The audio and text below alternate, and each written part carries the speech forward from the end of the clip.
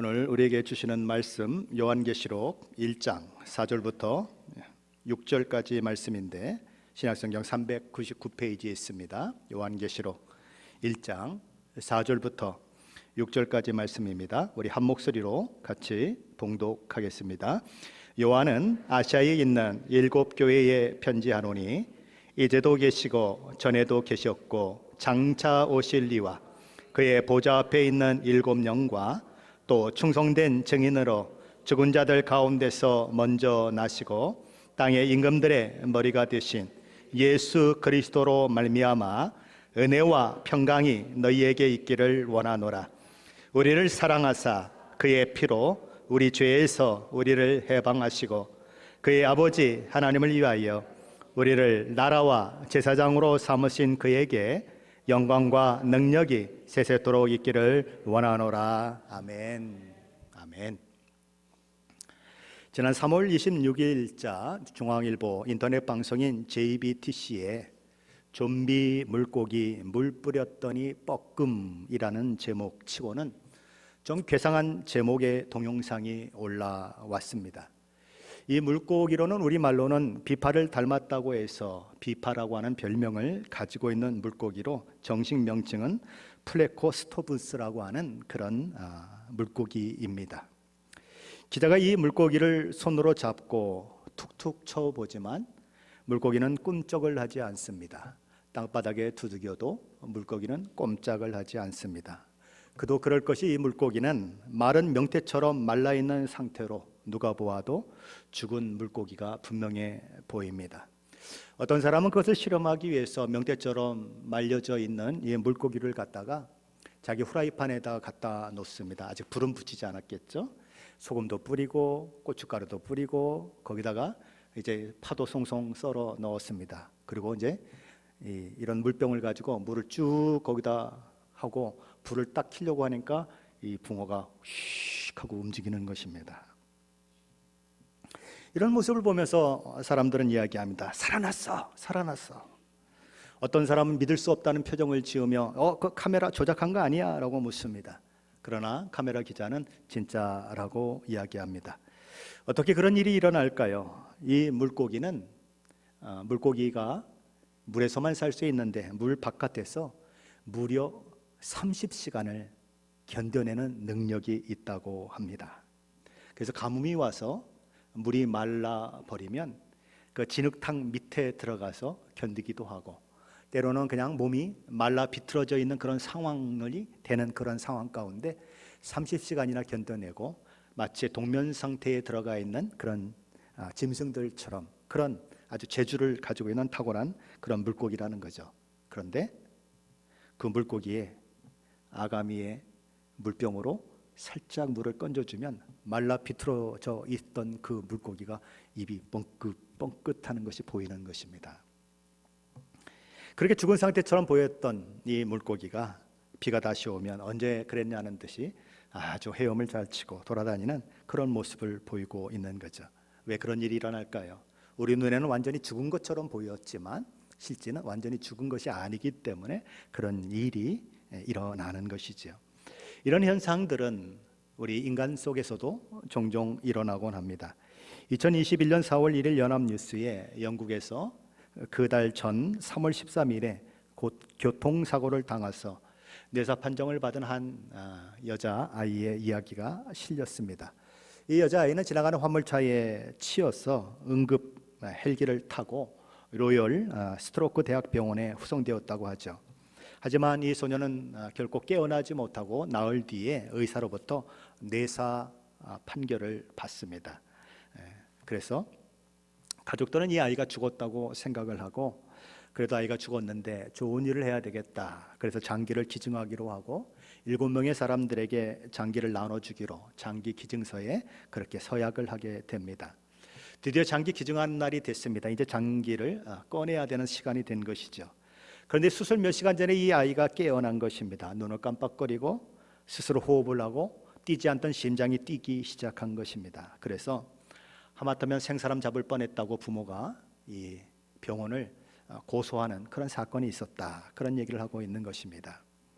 좀비 물고기의 이야기, 뇌사 판정을 받은 이 소녀 같은 사람이 다시 깨어난 이야기가 우리에게 굉장히 흥미를 주고, 그리고 아주 널리 화제되는 그런 이유가 무엇일까요? 죽음이라고 하는 것이 인간에게는 넘을 수 없는 넘사벽과 같은 그런 것이기 때문에 그렇습니다. 인간은 죽음을 넘어서기 위해서 지금도 무던히 애를 쓰고 있습니다. 하지만 그 죽음의 문제는 인간의 능력과 한계를 넘어서는 문제이기 때문에 어려운 것이지요. 뛰어넘질 못하는 것이지요.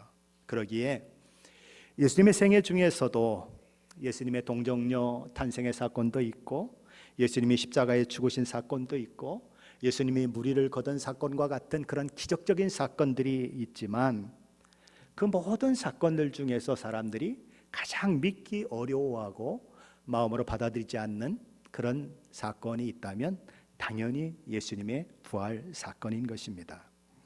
예수님은 십자가에서 완전히 죽으셨어요. 피와 물을 다 흘리시고 생물학적으로 완전히 죽으셨습니다. 호흡이 끊어졌고 맥박이나 심장은 뛰지 않았고 그의 뇌는 아무런 동작을 하지 않았습니다. 의학적으로, 생물학적으로 완전히 죽은 것입니다. 그런데 그런 예수님이 어떻게 다시 살아날 수 있단 말인가라는 생각을 하게 되는 것입니다.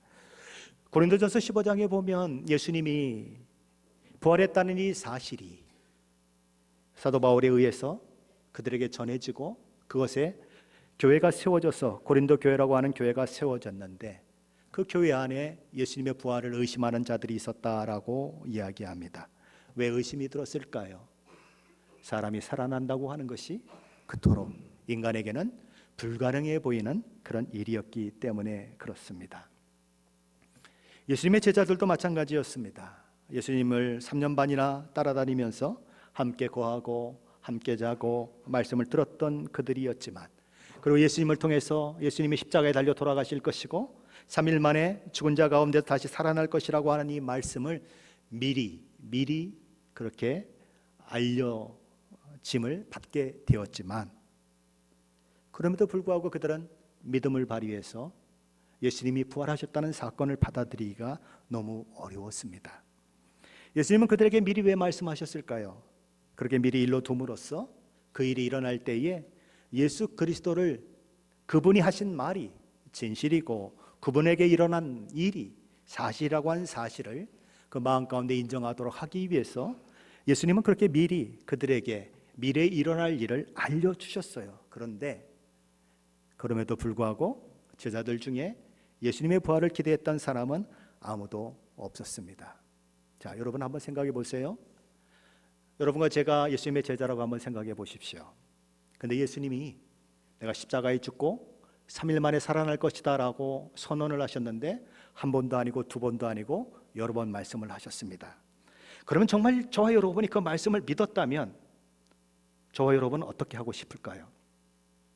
저 같으면 예수님의 무덤 앞에 가서 밥 안 먹고 앉아 있을 겁니다. 야, 언제 예수님이 살아나실까? 카운트다운을 하면서 언제 살아나실까? 내가 예수님이 살아나시면 1등으로 가가지고 예수님을 딱 안고 거봐 내가 예수님 살아날 줄 알았다고요. 난 믿었다고요. 그러면서 막 예수님을 안고 살아나신 예수님 때문에 반가워하지 않겠습니까? 근데 무덤 앞에 제자는 아무도 없어요. 예수님의 부활을 목격했다고 하는 여자들이 와서 예수님을 봤다고, 예수님이 살아나셨다고, 예수님이 여러분들을 갈릴리 호수로 오라고 그랬다고 이야기를 전했지만 제자들은 허황된 말로 여기고 믿지 못했습니다.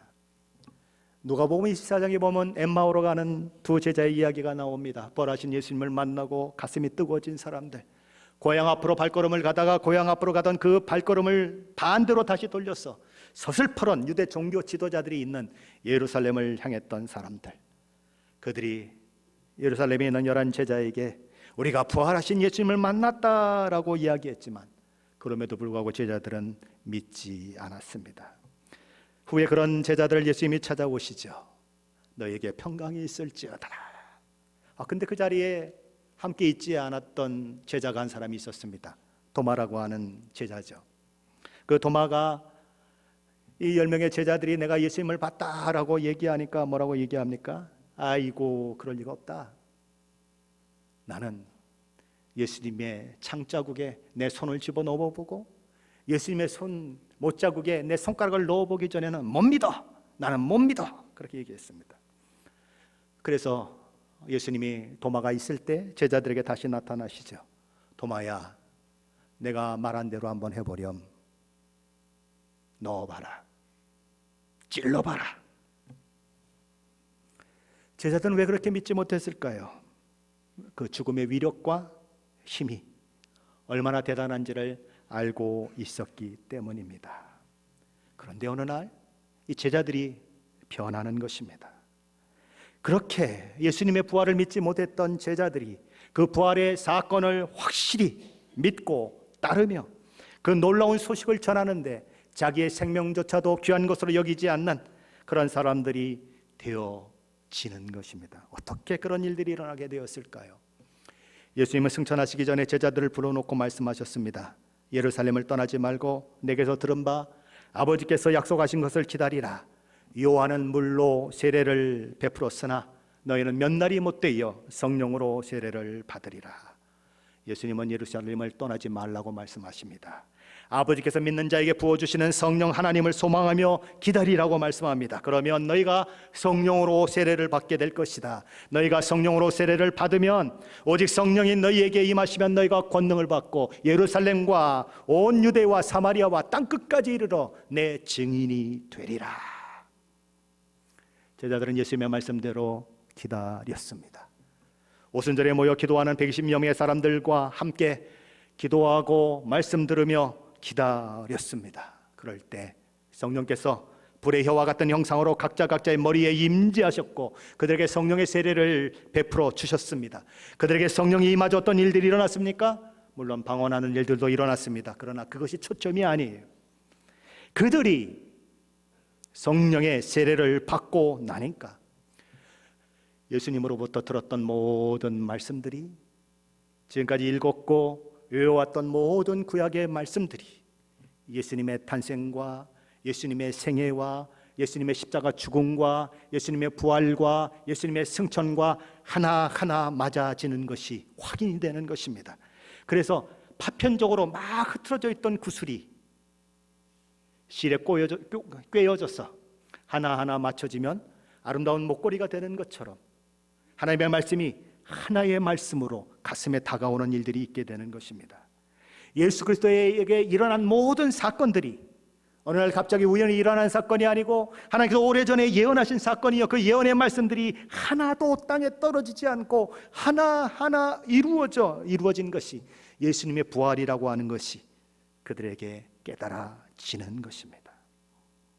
이해되고 확인되고 확신에 찬 그런 놀라운 믿음이 그들 가운데 있게 되는 거죠. 그때부터 그들은 달라지는 거예요. 완전히 다른 사람이 되어버린 것입니다. 오순절에 예루살렘 성전 근처에는 하나님을 예배하기 위해서 수많은 사람들이 모였습니다. 사도 베드로가 그들에게 설교를 하는데 사도 베드로를 통해서 지금까지 확인했던 설교와는 전혀 딴판의 설교를 그가 하고 있습니다. 예수님의 십자가 죽으심과 부활에 대한 이야기를 구약 성경을 기초로 해서 그 명확한 이해를 바탕으로 해서 풀어내는데 그야말로 명설교 중에 명설교였습니다. 다윗의 시편을 통해서 죽은 자가 어떻게 일어나는가, 무엇을 하나님이 말씀을 통해 말씀하셨는가 풀어내는데 정말 명쾌하게 풀어냅니다. 그리고 그는 마지막 설교를 이렇게 마무리하죠. 너희가 십자가에 못 박은 이 예수를 하나님이 주와 그리스도가 되게 하셨느니라. 그러자 그의 설교를 듣고 있던 청중의 마음을 성령 하나님께서 두드리십니다. 그러자 그들의 성령의 그 은혜로 인하여서 그들의 심령에 변화가 일어납니다. 그들은 성령에 감동받았고 베드로가 전한 설교에 찔림을 받았고 그들은 그런 가운데 그들 가운데 오셨던 예수 그리스도를 알지 못하고 십자가에 못 박은 자신들의 허물을 깨닫게 되고 회개하며 부르짖습니다. 그러니 형제들아, 우리가 어찌하면 좋단 말인가? 우리가 예수 그리스도를, 우리의 구주를 십자가에 못 박았으니 어찌하면 좋단 말인가? 그러자 베드로가 외칩니다. 너희가 회개하고 각각 예수 그리스도의 이름으로 세례를 받고 제사함을 받으라. 그리하면 성령을 선물로 받으리라. 그래서 정말 기적 같은 일이 일어났습니다. 그날 그들 중에 믿고 예수를 구주로 고백하는 사람이 무려 3,000명이나 되어졌습니다.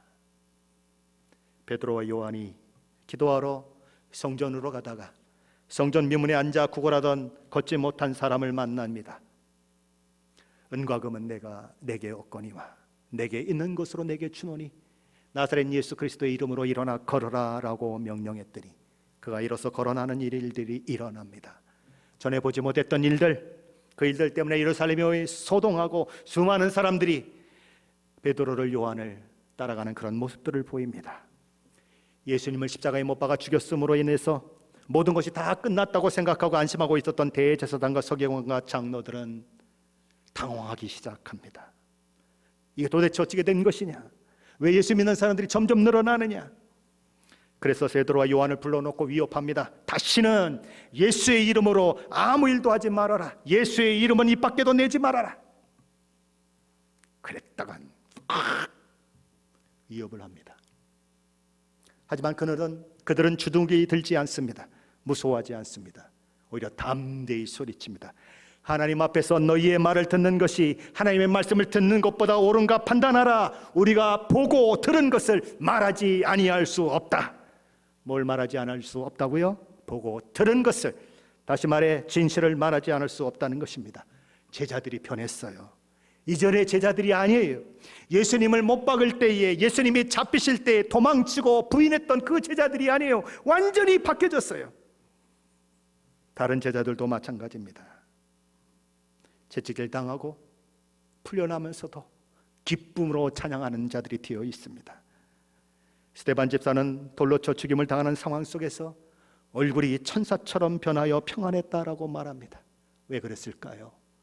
부활하신 우리 주님이 하늘 보좌 앞에서 일어서셔서 죽음 직전에 있는 스데반을 바라보고 계셨기 때문입니다. 스데반의 눈이 예수 그리스도의 눈과 마주쳤어요. 부활하신 주님의 눈과 마주쳤어요. 그의 얼굴이 천사처럼 변하는 것입니다. 옆에서는 사람들이 돌로 쳐요. 그래서 피가 나고 상처가 나고 죽어가는데 예수님을 바라본 그의 눈은, 예수님께 고정된 그의 눈은 기쁨으로 넘쳐났어. 얼굴이 천사처럼 변했다. 그러게 예수님을 죽인 그 도시에 예수 부활을 전하는, 자신의 생명을 걸고 부활의 기쁨을 소식을 전하는 그런 자들이 생겨나게 되는 것입니다. 옥에 가둬도 소용이 없습니다. 채찍으로 때려도 소용이 없습니다. 그들 중에 몇 명을 잡아 죽여도 소용이 없습니다. 진실을 전하는 사람들은 점점 많아지고 그 일을 통해서 예루살렘 교회가 세워지게 되는 것입니다. 부활신앙은 교회가 만들어낸 신앙이 아닙니다. 부활신앙이 있었기 때문에 교회가 만들어진 것입니다. 부활신앙이 있었기 때문에 교회가 만들어졌고 지금도 교회는 음부의 권세가 이기지 못하는 교회로 세상 가운데 존재하고 있는 것입니다. 저와 여러분에게 이 부활의 신앙이 있으십니까? 옥에 가두어도, 고문을 당해도, 심지어 죽음에 처해져도 예수님은 부활하셨습니다. 예수 부활은 진실입니다. 외칠 수 있는 부활신앙을 가지고 있으십니까? 예수님이 사망 권세를 이기고 승리하심으로 영원한 생명을 얻으신 것처럼 나도 예수님처럼 사망 권세를 이기고 영생의 삶을 누리게 될 것입니다 라고 외치며 몸이 아파 죽어가면서도 의사가 당신 몇 시간 살지 못합니다. 이제 곧 죽을 겁니다. 그러는데도 병실이 떠나가라고 찬송을 부르면서 하나님, 내가 드디어 하나님을 만나게 되는군요. 내가 드디어 하나님 앞에 가게 되는군요. 찬송을 부르며 가실 수 있는 부활신앙을 가지고 계십니까? 만일 저와 여러분에게 부활신앙이 없다면 여기 모여 예배하는 것이 무슨 소용이 있겠습니까? 다시 사신 예수가 아니라 죽은 예수를 예배한다면 죽은 사람을 위해 제사하는 것과 저와 여러분이 예배하는 것의 차이점이 도대체 무엇이겠습니까? 우리의 예배가 역동성이 있고 생명력이 넘쳐나고 말할 수 없는 기쁨과 감사가 넘쳐나는 것은 우리의 이 예배가 살아계신 하나님 앞에 드리는 예배요, 우리를 위해 죽으시고 살아나신 우리 주 예수 그리스도 앞에 드리는 예배 때문이 아닙니까? 세상을 살지만 세상과 다른 삶을 살며 때로는 고통스럽고 힘들고 때로는 억울한 일을 당하지만 그럼에도 불구하고 세상 속에서 크리스찬으로 사는 것은, 하나님 나라를 소망하며 나그네처럼 사는 것은 부활한 몸으로 우리 하나님과 영생을 누리게 될 그 삶을 바라보기 때문이 아닐까요? 부활의 신앙은 바로 그런 신앙인 것입니다. 그렇다면 어떻게 해야 우리는 이 부활 신앙을 가지고 부활 신앙과 함께 살 수 있을까요? 그리고 어떻게 해야 우리는 종국적이고 최종적인 하나님 나라에서 우리 아버지 하나님과 영원토록 예수님의 부활하신 것과 같은 부활의 영광을 누리며 살 수 있을까요? 그리고 오늘 삶의 현장에서 부활 신앙을 가지고 살아간다고 하는 것은 어떤 의미를 가지고 있을까요? 오늘 저와 여러분이 함께 읽었던 본문 속에 그 답이 들어 있습니다. 우리 다시 한번 요한계시록 1장 4절부터 6절 말씀인데 함께 읽어보겠습니다. 요한계시록 1장 4절로 6절 말씀입니다. 같이 읽습니다. 요한은 아시아에 있는 7 교회에 편지하노니 이제도 계시고 전에도 계셨고 장차 오실 이와 그의 보좌 앞에 있는 7 영과 또 충성된 증인으로 죽은 자들 가운데서 먼저 나시고 땅의 임금들의 머리가 되신 예수 그리스도로 말미암아 은혜와 평강이 너희에게 있기를 원하노라. 우리를 사랑하사 그의 피로 우리 죄에서 우리를 해방하시고 그의 아버지 하나님을 위하여 우리를 나라와 제사장으로 삼으신 그에게 영광과 능력이 세세토록 있기를 원하노라. 아멘. 사도 요한은 먼저 성부 하나님에 대해서 이야기합니다. 이제도 계시고 전에도 계셨고 장차 오실 분이시다. 영원부터 영원까지를 다스리시는 분이시다. 그리고 7 영으로 소개되는 성령 하나님을 소개합니다. 지혜와 지식의 한계가 없으신 성령 하나님을 7 완전 숫자인 영으로 그렇게 표시를 하고 있습니다. 그리고 그는 이제 예수 그리스도에 대해서 언급을 하는데 성부 하나님과 성령 하나님을 언급한 것과는 차원이 다르게 많은 단어들을 사용해서, 많은 수식어를 사용해서 그 예수 그리스도를 소개합니다. 어떻게 소개합니까?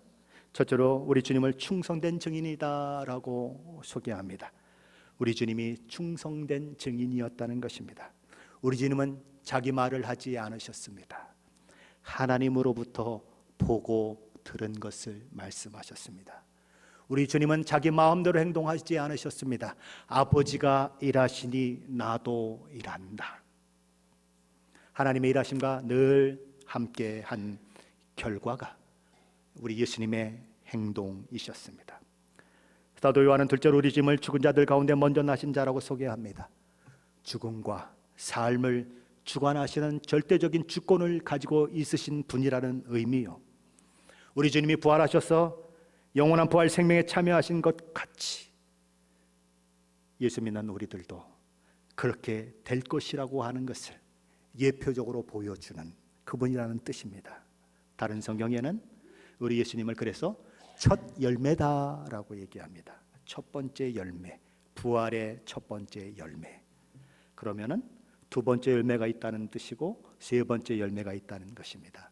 예수님이 첫 번째 열매고 그 이후에 예수 믿는 사람들이 두 번째, 세 번째, 네 번째, 만 번째, 100만 번째, 1억 번째 이렇게 열매로, 부활의 열매로 그렇게 되어진다는 것을 말씀하시는 것이죠. 요한일서 3장 2절 말씀입니다. 세번역 성경으로 제가 읽어보겠습니다. 사랑하는 여러분, 이제 우리는 하나님의 자녀입니다. 앞으로 우리가 어떻게 될지는 아직 밝혀지지 않았습니다만 그리스도께서 나타나시면 우리도 그와 같이 될 것임을 압니다. 그때 우리가 그를 참모습 그대로 뵙게 될 것이기 때문입니다. 우리가 예수님이 이 땅에 다시 오시면 누구와 같이 된다고요? 그와 같이 된다고요. 예수 그리스도와 같이 된다고요.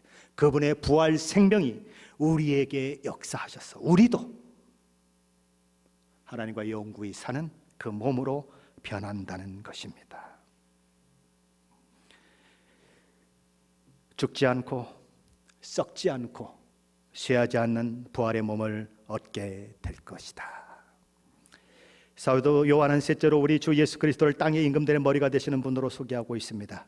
우리 주님이 만왕의 왕이요 만주의 주가 되신 분이시라는 것입니다. 바로 그런 예수가 우리의 구주시요 우리의 주인이라는 것이지요. 그렇다면 그분의 부활이 나의 부활이 되고 그분의 놀라운 그 은혜의 역사가 나의 것이 되기 위해서는 나에게 어떤 일이 일어나야 할까요? 사도 요한은 하나님께서 보내신 예수 그리스도께서 이 땅에 오셔서 하셨던 이야기를 통해서 우리를 어떻게 하면 그 영광을 누리게 하는지, 어떻게 하면 우리가 부활 생명을 얻을 수 있는지에 대해서 그 힌트를 제공하고 있습니다. 하나는 그의 피로 우리 죄에서 우리를 해방하셨다라고 하는 말씀입니다. 그리고 그렇게 하신 이유가 어디에 있는가? 그의 우리 주 예수 그리스도의 아버지 하나님을 위하여 우리를 나라와 제사장으로 삼기 위하심이다라고 얘기합니다. 우리가 어떻게 하면 부활 생명을 가진 자가 될 수 있는가? 그리고 우리에게 부활 생명을 허락하신 이유가 무엇인가? 두 가지 사실을 우리에게 이야기하고 있습니다. 에베소서 2장 2절 말씀은 이렇게 얘기합니다. 그는 우리 주 예수 그리스도는 허물과 죄로 죽었던 너희를 살리셨도다. 이어지는 5절에서는 허물로 죽은 우리를 그리스도와 함께 살리셨고 너희는 은혜로 구원을 받은 것이다 라고 말씀합니다. 그렇다면 죄와 허물로 죽었다는 말이 무엇을 말할까요? 교회를 다니는 사람들 중에, 교회를 추석하는 사람들 중에 왜 나는 안 죽었는데 자꾸 죽었다고 얘기하냐고 얘기하는 분들이 있습니다. 그것은 육체의 죽음을 말하지 않습니다. 육체는 살아 있습니다. 그런데 영적으로 죽은 사람들이 있다는 것입니다. 그것이 죄와 허물로 죽은 상태인 것입니다. 영적으로 죽었다는 것은 창조하신 하나님과 영적으로 분리된 상태에 있는 것을 말합니다. 하나님과의 관계가 끊어져 있는 상태에 있는 사람들을 말합니다. 그래서 하나님을 찾지도 않고 하나님을 찾을 필요를 느끼지 않고 하나님을 영화롭게 하고 싶은 마음도 없고 하나님을 알기를 원하는 마음도 없는 사람들, 그가 누구냐? 죄 허물로 죽은 사람이고 영적으로 죽은 사람입니다. 그런데 그런 사람이 우리 주 예수 그리스도의 십자가 대속의 은혜를 경험하고 나면 죄와 허물로 죽은 그 상태에서 영적인 부활을 경험하고 나면 하나님을 알게 되는 것입니다. 하나님을 느끼게 되는 것입니다. 도대체 왜 자신에게 그런 변화가 일어났는지를 자신도 잘 알지 못해요. 그 변화를 설명할 방법이 없어요. 어느 날 갑자기 믿음이 생겼어요. 어느 날 갑자기 그것이 내 마음에 확 다가오는데 설명은 안 되고, 이전에는 야, 하나님이 있긴 어디가 있냐, 한번 보여줘봐.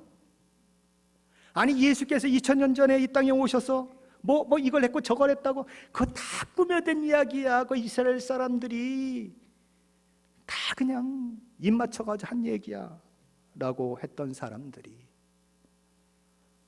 갑자기 하나님은 살아계셔. 우리 주 예수 그리스도께서 나 같은 죄인을 구원하셨다고. 그러면서 막 눈물을 흘리고 감격하고 감사하고, 나 이제는 내 맘대로 안 살 거야. 예수님 위해서 살 거야. 그런 고백이 일어나는 것입니다. 영적으로 살아나면 하나님과의 교제가 회복되고 하나님을 아는 일들이 일어나고 하나님을 느끼는 그 감정이 일어나는 것입니다. 누가 알까요? 경험한 사람만 압니다. 사랑받아 본 사람만이 압니다. 은혜 받은 사람만이 압니다. 내적 변화를 경험한 사람만이 압니다. 혹시 연애 결혼을 해보셨습니까? 상대방이 나를 사랑하는지 어떻게 압니까? 증명하실 수 있습니까? 너 사랑하는 거 하면 증명해봐 라고 하면 증명하실 수 있습니까? 아유, 우리 와이프는 나를 위해서 빨래를 잘해줘, 아침을 잘 치워줘, 나한테 자꾸 사랑한다고 말해. 그걸로 증명됩니까? 아니요. 그거는요, 그걸로 안 증명돼요. 가슴으로 오는 거예요. 저 사람이 정말 나를 사랑하는구나, 내가 저 사람과 평생 살아도 좋겠구나 하는 그 사랑이 다가오는 것처럼 예수 믿는 것도 그렇게 다가오는 거예요. 영적인 감각이 살아나고 영적인 생명이 살아나면 그런 일이 일어나는 것입니다. 영적 부활을 경험한 자에게는 그런 내적 변화가 있다는 것입니다. 그런데 이 영적 부활을 경험하지 않은 사람은 몸의 부활도 경험하지 못한다는 거예요. 죄와 허물로 죽은 영이 살아나는 경험을 하지 못한 사람은 자신의 몸이 변화되어 최종적이고 궁극적인 영생을 누리는 부활도 얻지 못한다는 거예요. 그러면 예수 믿고 영적 부활을 경험한 자와 예수 믿기를 끝내 거부하고 영적 부활을 경험하지 못한 자의 운명은 어떻게 달라질까요? 성경은 영적 부활을 경험한 사람들에게는 둘째 사망이 없다고 선언합니다. 그러나 영적 부활을 경험하지 못한 사람에게는 둘째 사망이 있다라고 선언합니다. 아니, 둘째 사망은 또 뭘까요? 둘째가 있다는 것은 첫째가 있다는 걸 얘기하지 않습니까? 그럼 먼저 뭘 정의해야 합니까? 첫째 사망이 뭐냐? 첫째 사망은 인간이 육체적으로 죽는 것입니다. 생물학적으로 수가 다해서 죽든지 병들어서 죽든지 의학적으로 생물학적으로 죽는 것입니다. 그것은 모든 인간들에게 공평하게 오는 것이지요.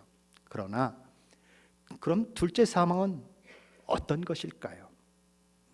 요한계시록 20장 14절 말씀에 보면 둘째 사망이 무엇인지에 대해서 이렇게 말씀하고 있습니다. 사망과 음부도 불못에 던져지니 이것은 둘째 사망 곧 불못이라.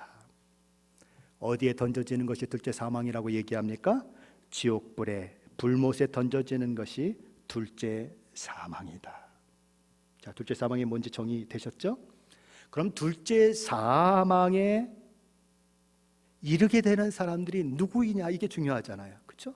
이론적으로 둘째 사망이 뭐냐 아는 것보다 그럼 어떻게 누가 둘째 사망에 이르게 되는가? 요한계시록 20장 14절에 이렇게 얘기합니다. 누구든지 생명책에 기록되지 못한 자는 불못에 던져지리라. 불못에 던져지는 게 몇째 사망이라고 그랬습니까? 둘째 사망. 그러면 생명책에 이름이 기록되지 않은 사람이 불못에 던져진다고 하는 것은 둘째 사망에 이른다는 것이죠. 누구든지 생명책에 기록되지 않는 사람은 불못에 지옥불에 던져진다. 그게 둘째 사망이다. 반대로 생명책에 기록되면 어떻게 될까요?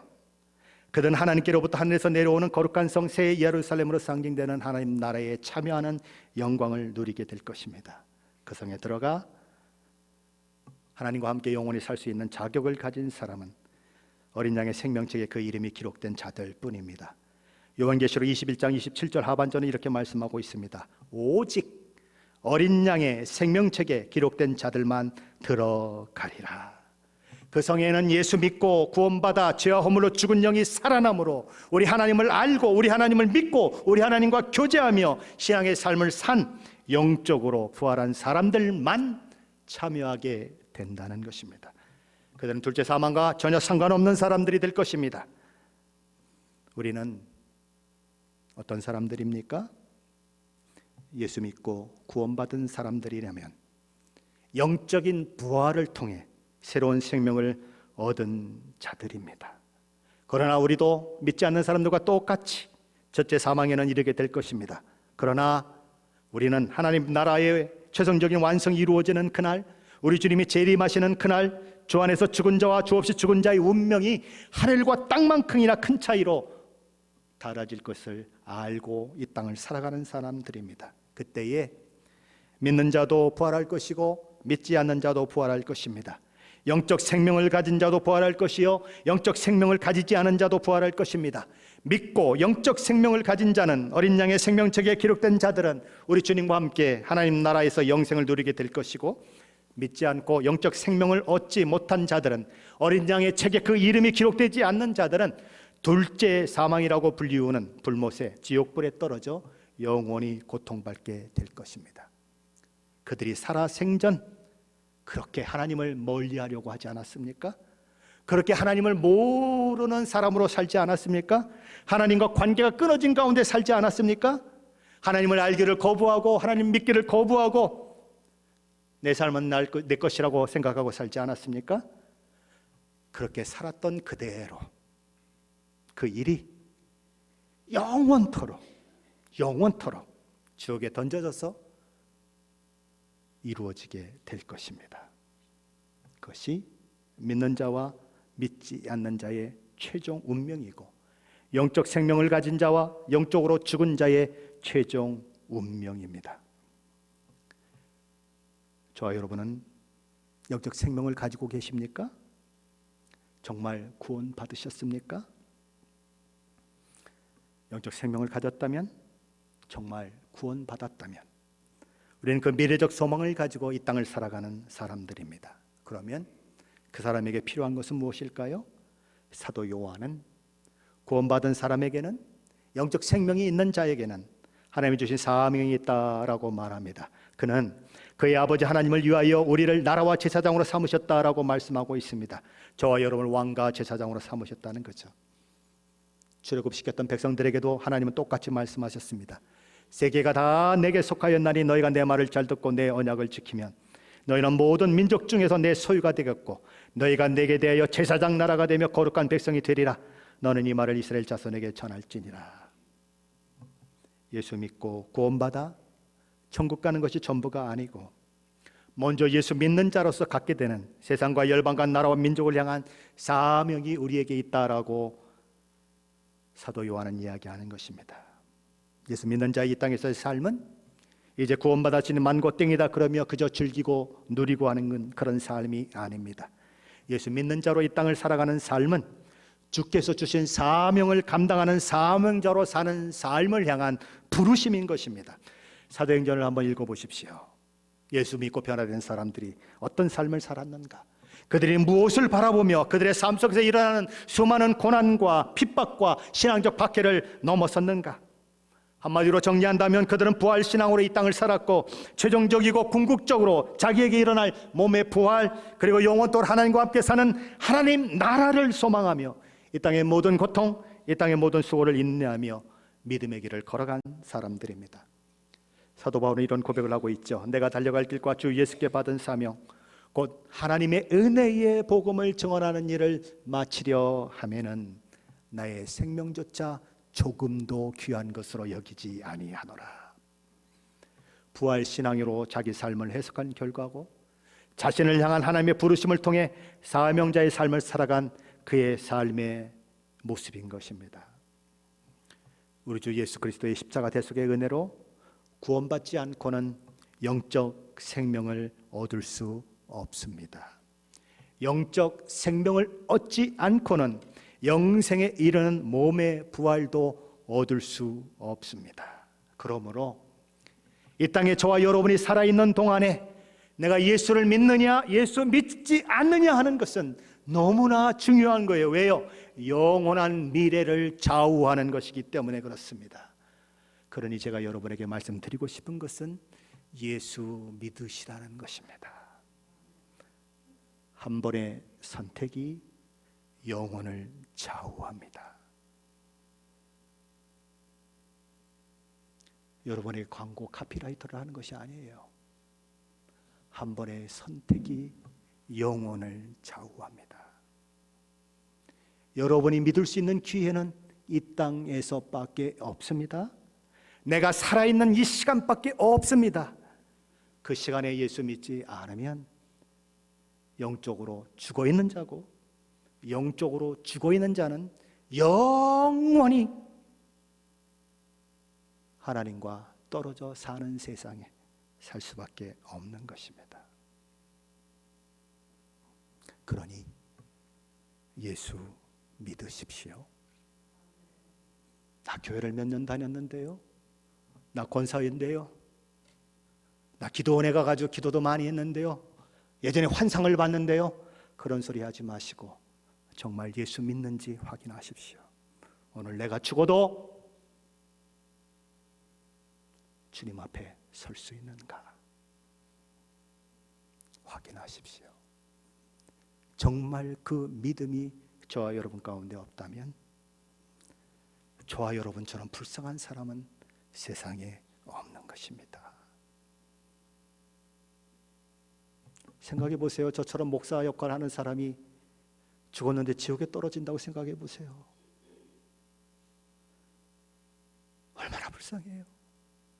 차라리 안 듣고 지옥에 떨어지면 얼마나 좋아요. 그렇게 교회를 다니고 앞에서 찬양대도 하고 별걸 다 했는데 자신이 지옥에 떨어졌다면 얼마나 억울해요. 확인하십시오.